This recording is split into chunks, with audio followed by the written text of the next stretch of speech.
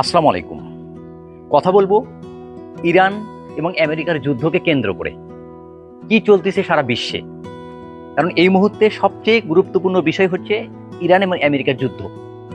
Iran আমেরিকার যুদ্ধের কারণে সারা দুনিয়া জুড়ে তেলের যে বৃদ্ধি পেয়েছে, তেলের দাম সেটা অকল্পনীয়, আকাশচুম্বী বলা যায়। ইরান একটা বিশ্বের সবচেয়ে পরাশক্তি একটা দেশ, আমেরিকার মতো একটা দেশের সঙ্গে লড়ে যাচ্ছে।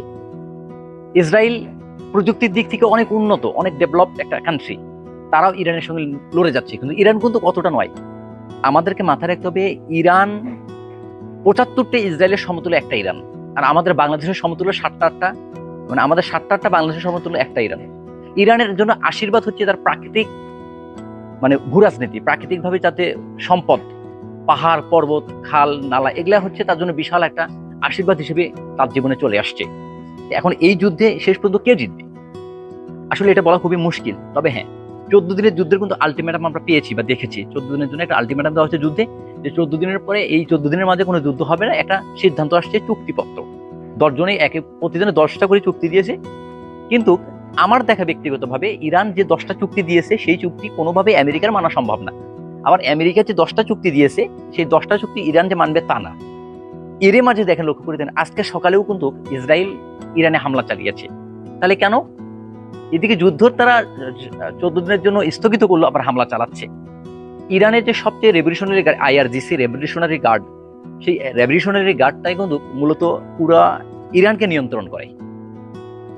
এখন এই যুদ্ধে ইরান সবচেয়ে বেশি ক্ষতিগ্রস্ত সব দিক থেকে, আপনারা বলতে পারেন সামরিক দিক থেকে, অর্থনৈতিক দিক থেকে এবং জনবল দিক থেকে। অর্থাৎ ইরানের সবচেয়ে গুরুত্বপূর্ণ ব্যক্তিদেরকে কিন্তু হত্যা করা হয়েছে।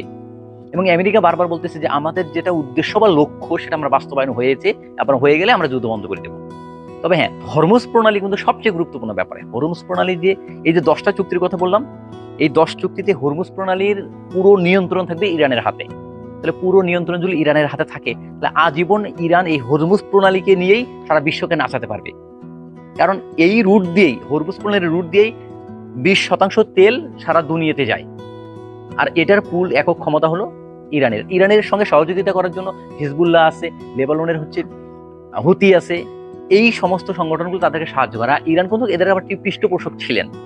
তো এখন আমরা দেখতে পাচ্ছি এই মুহূর্তে যুদ্ধটা একটু থেমেছে, অর্থাৎ আমেরিকা এবং ইরানের ভিতরে কোনো যুদ্ধ হচ্ছে না, কিন্তু ইসরায়েল যুদ্ধ চালাইছে। তো শেষ পর্যন্ত কি হবে বলা যাচ্ছে না। তবে আমার যেটা ধারণা, ইরান আমেরিকার যুদ্ধ 14 দিন পর আবার শুরু হবে, এবং এই যুদ্ধে একটা বিশাল রক্তক্ষয়ী যুদ্ধ হবে। যেহেতু ইরানের জনগণ রাস্তায় নেমে আসছে, তারা আর ভয় করছে, তাদের আর কিছু নেই, আমাদের হারানোর কোনো কিছুই নেই আমাদের। তারা রাস্তায়, গতকালকে দেখা গেল নিউজে যে মেয়েরা বন্দুক নিয়ে আপনার সরাসরি গাড়ি চালাচ্ছে। তাহলে যখন মানুষ মরতে শেখে তখন আর তার বাঁচার কোনো আকাঙ্ক্ষা থাকে না, তারা যেতে। তো আমেরিকা হচ্ছে বিশ্বের সবচেয়ে পরাশক্তি দেশ, তাদের জন্য এটা লজ্জার, একই সঙ্গে তাদের হচ্ছে অর্থনৈতিক, একই সঙ্গে তাদের হচ্ছে মাতাব্বরি করা, রাজত্ব কায়েম করা, সেটার প্রতি একটু ভাটা পড়তে পারে। দেখা যাক শেষ পর্যন্ত কি হয়, আমরা সেই অপেক্ষায় থাকি। আসসালামু আলাইকুম। অনুগ্রহ করে আপনাদের মত অবশ্যই কমেন্টে জানাবেন, আর চ্যানেলটিকে অবশ্যই সাবস্ক্রাইব করবেন।